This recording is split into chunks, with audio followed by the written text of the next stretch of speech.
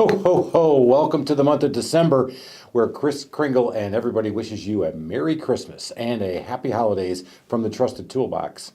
Sometimes those holidays can be taken away by those drafts. We feel the cold air coming into our homes more than we feel the hot air escaping in the winter. So we have got to make sure that we understand what's going on. Let's check those windows, look at those weather stripping around the doors, because that's one of the areas that we can definitely help you out with. One of the things we want to make sure we do is that when Santa Claus maybe comes and visits your house, that he doesn't trip over anything. So we do a lot of work right now and have done a lot of work with grab bars, trip hazards, and other things to help you age in place and keep you safe within the home.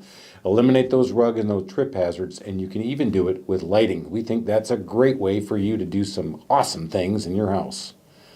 Maybe you're thinking about upgrading your house and getting a little bit more enhanced home lifestyles that you want to enjoy.